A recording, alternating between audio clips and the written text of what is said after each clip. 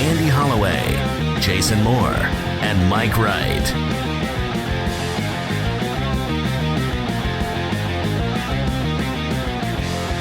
Ladies and gentlemen, welcome into the podcast. It's the Fantasy Footballers Podcast, if you're nasty. No Andy, just me, but Jason is also here too. My best friend. Your best friend! Yeah, we're gonna have a party today. It's a mailbag show. Oh yeah, and Brooks wants us to. The bear is here. Jay Grizz, cardboard bear extraordinaire. The bear is here. Yeah, it should be a fun one. We're doing this makes sense. It's a very, you remember back in the, we had in the 80s and the 90s. On today's very special episode of the Fantasy Footballers.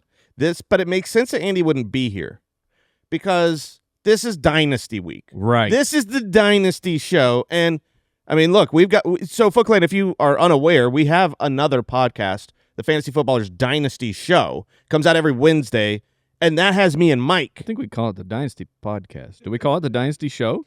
I do. Obviously. Jeremy's shaking his head no. Yeah, it's definitely the Dynasty Podcast. Okay, it's a Dynasty Welcome Podcast. to the Fantasy Footballers Show. Well, you call it what you want, I call it what I want. But every Wednesday we release a new episode of the podcast show, Fantasy Footballers Dynasty Edition. And Andy does not usually participate in that. That's Mike and I, Borga Bets. It's a great show. If you're listening to this, if you want more Dynasty content, make sure you download, subscribe, do all that jazz. Is that why he's the worst team in the league and we were in the playoffs that's and then probably I won? why. Yeah, that's probably why. So good he's not on today's episode, Sorry about your voice. He has lost his voice, which is pretty important for podcast showing. Yeah. And editioning. Yeah. But hopefully back next week. We've got a lot.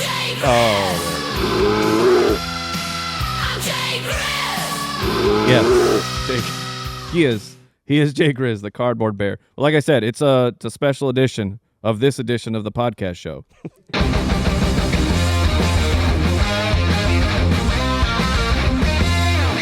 Welcome to Dynasty Week.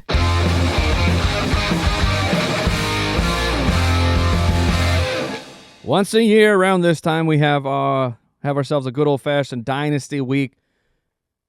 The theme of today's show will be Dynasty related, and to help us celebrate it, we are giving away a signed Jimmy Cook of the Buffalo Bills. I almost called him the Buffalo Bears because this bear is in my face. He's large. He's a full grizzly. But if you want in on that, all you got to do is have pre-ordered the Ultimate Draft Kit, the UDK Plus, be an Ultimate Tier Foot Clan supporter.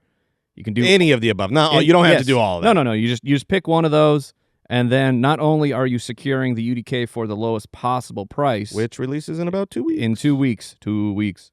There's something you're going to grab to help you out with the draft. You might win a signed James Cook jersey. Which that's a win-win-win. James Dalvin Cook, a great running back. Man, he got real good. He really did. He got real good. He went from a guy that was like, well, he was efficient with touchdowns, doesn't get a lot of volume, to just the dude. Oh, they were split it 2 ways. They're splitting it 3 ways. Now it's just like, man, he's too good. He's too good to give anyone else the ball there, and led the league in rushing, so that makes sense. So check that out, ultimatedraftkit.com or jointhefoot.com if you want to be one of the long-term supporters of the show. Today's quick question. Who is a later round pick in rookie drafts not getting talked about enough? I'll bring up Andy's since he's not here, and because you probably don't agree with it as much as myself and Andy do. I totally agree that he is a sleeper. You didn't love the film. Correct. And that's fine. Because nor did the Tennessee Titans. They liked it enough. They liked it enough to draft him. But in the 5th round for what we're looking for. Your better argument there was nor did the NFL. Okay. Because all the teams let him drop to the 5th. The Titans were the one that actually pulled the trigger. Nicholas Singleton. Yeah, I think they were like, eh. Well, they needed depth. Tony Pollard is getting older. Tajay Spears is a smaller, kind of more niche back. Nicholas Singleton in the 5th round. This was a guy who was the #1 recruit in the nation. Okay, so he came into college as a very, very highly touted high school athlete. And then in college, all he did was he had a a 4-year career at Penn State as the all-time leading touchdown scorer with 45 rushing touchdowns. And I've brought this up on the Dynasty show, probably this show in the past. There's a weird correlation between fantasy football success in the NFL and, for the running back position, rushing touchdowns in college. That is one of the stickier stats. Not that rushing touchdowns necessarily are sticky, but that one has a high correlation to success in the NFL. You don't get much better than 45. Oh, and also, he had over 100 receptions in college. That's an outrageously high number. So you're telling me that the two things that score fantasy points, he can catch the ball and he can score touchdowns. He's 220-plus pounds. So he can be used in a goal line situation. I don't feel like that's really Tony Pollard or Tajay Spears' specialty. So this is just someone, it's a sleeper, it's a 5th-round NFL draft pick. We usually just, look at them as wisps of smoke in the air and try to, smell like, oh, this smells good. Is it a fire? Yeah. I don't know. Do I like this? Every now and then you can find, a Bucky Irving day 3 pick. But Singleton is someone to keep your eye on, 220, 6 pounds. And he also keep in mind, he injured his 26 pounds. Did I say that? I did say that. No, the Deuce, none of them are paying attention. No? Okay. Yeah, okay, they are Kyle. checked out. Yeah, you said 220, 6 pounds. 6 so foot. Newborn baby. But at the Senior Bowl, which is, obviously after the collegiate season, he injured his foot. So if you want to talk about dropping in the draft of the 5th round, that could be a legit reason. Like he is dealing with an injury, so a team would have to sacrifice some of that time. I did like the prospect. Like Katrin Allen, his running mate there at Penn State, I preferred Nicholas Singleton from a fantasy football perspective. I didn't realize Singleton was going to get that long of a segment. Otherwise, I would have shut that whole thing down. Okay. That's why I went. I'm going with Zachariah Branch. Zach Branch of the Atlanta Falcons. He's a 3rd-round pick. Now, his production profile is one that we can be scared off of for fantasy football when everything is so manufactured for a kid in college. Like, you're not running the true NFL routes. The screen warrior. Yes. But there is an opportunity here, a 3rd-round pick by the Falcons, also known as a day 2 pick.